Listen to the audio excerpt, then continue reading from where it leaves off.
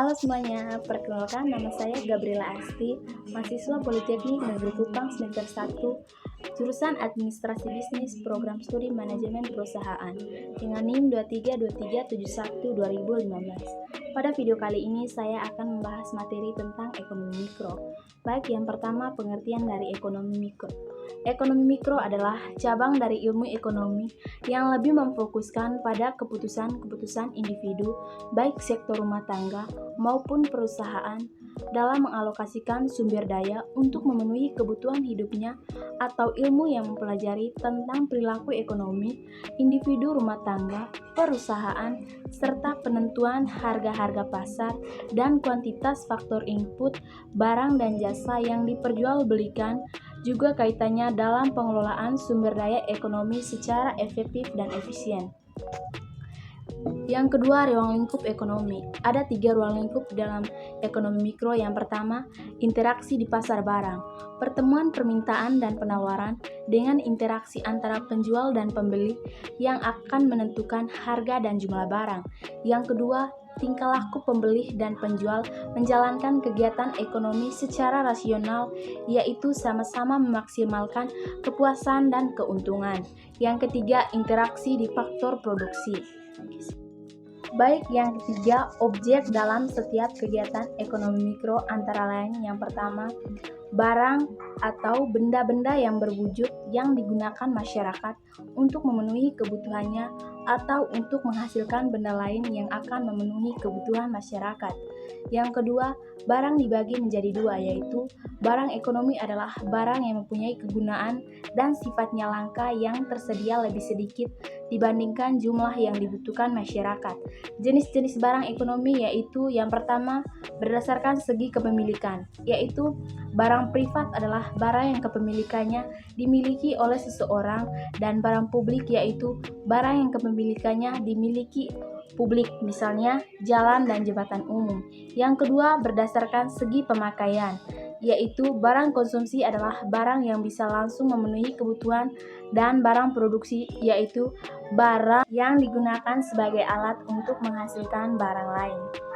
Yang ketiga, berdasarkan segi sifat barang, yaitu barang konkret adalah barang yang fisiknya tidak dapat dilihat, dan barang abstrak yaitu barang yang secara fisik tidak dapat dilihat. Barang bebas adalah barang yang berguna, jumlah persediaannya lebih banyak dibandingkan dengan jumlah permintaannya dan tidak diperlukan pengorbanan untuk memperolehnya. Contoh, udara, air, sungai, pasir, dan seterusnya.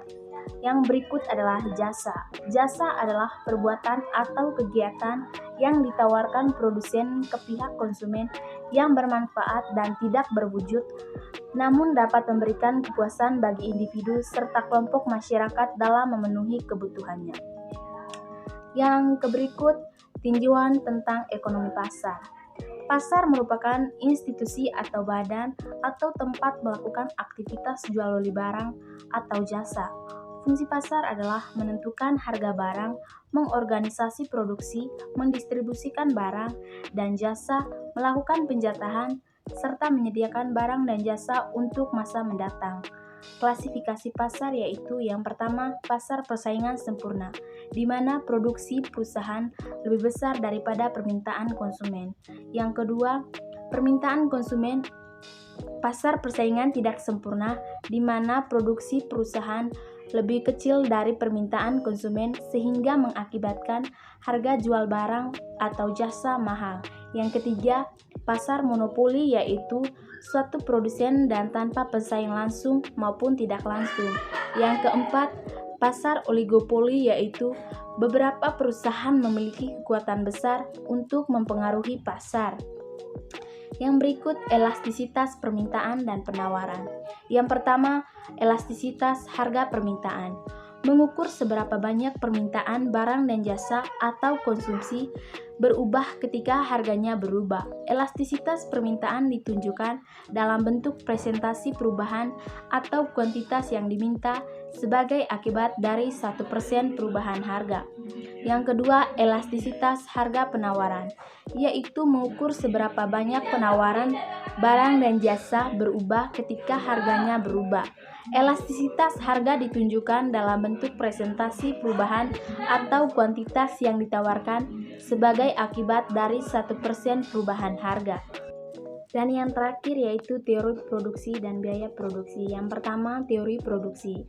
A. Produksi adalah kegiatan untuk menaikkan nilai tambah suatu barang melalui penambahan guna bentuk atau form utility, guna waktu atau time utility, dan guna tempat place utility.